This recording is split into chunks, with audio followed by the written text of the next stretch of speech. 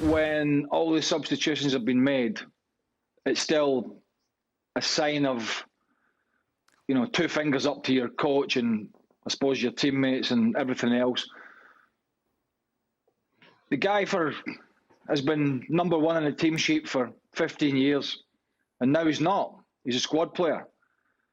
And that's the manager's choice.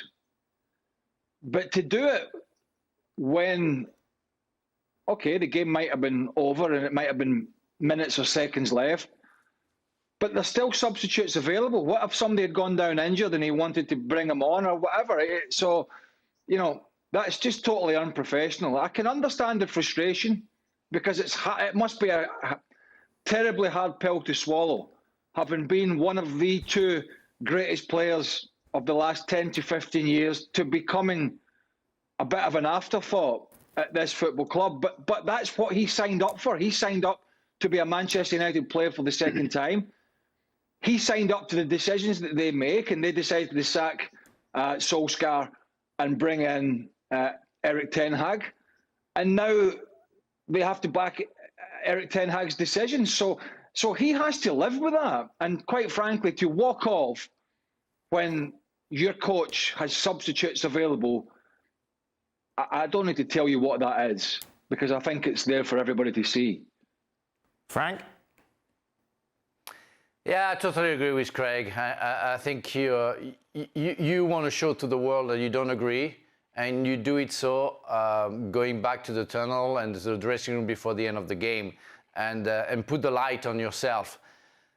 It's sad because, yes, we all agree that Ronaldo was somebody fantastic, absolutely terrifying every defenses in the world for 15 years.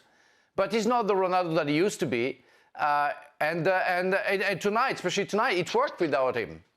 So why do you want to make the point, that you want to change Ten Hag decisions where Ten Hag is right now? It's hard to swallow, as Craig said, but it has to be accepted because that's the rule of the football world and life. You get young, then you get older, and it's football. Yeah, you have to get sometimes. At some point, you will have to retire. Mario, You know something, Dan?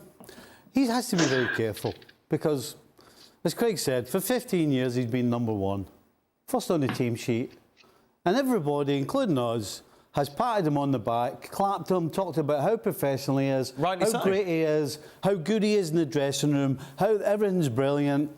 But you know what? You know when things are going well for you? Dead easy, that. Right.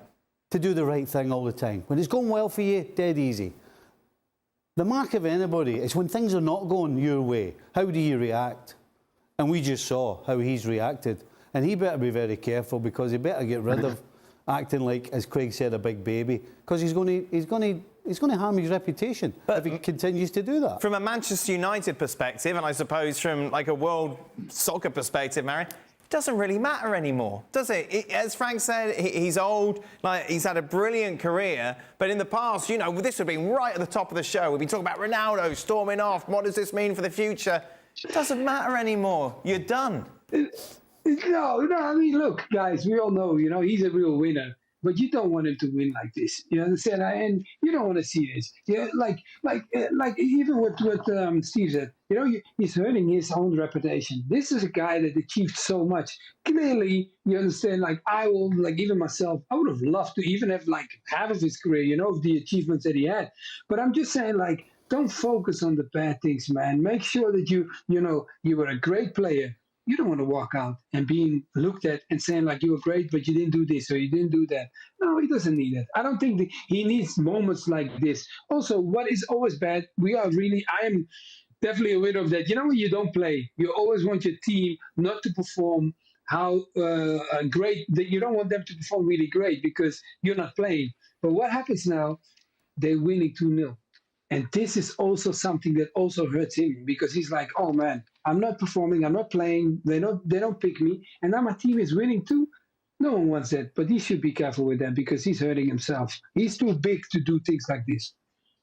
Last word to this on you, Craig. No, I mean, I've said to you a few weeks ago, I mean, he's not really the story anymore. We're talking about him tonight as the story, but not in a football parlance. I think in a football sense, yeah, he's got a part to play, and might be at Man United, it might be somewhere else. It's a part to play. It's not the big part that it was. And, you know, as Mario said, he sat there and he watched the best performance of the season, and he didn't get on. But to act in that way is just totally unprofessional from his point of view. And Ten Hag's been strong so far, and I think he'll get fined. Might even be missing for the next game in terms of in the squad. Who knows?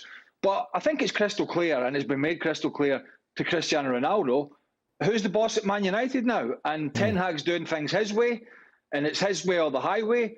And if he can't accept that, United will have to find some sort of formula to sort this scenario out, because it's pretty ugly.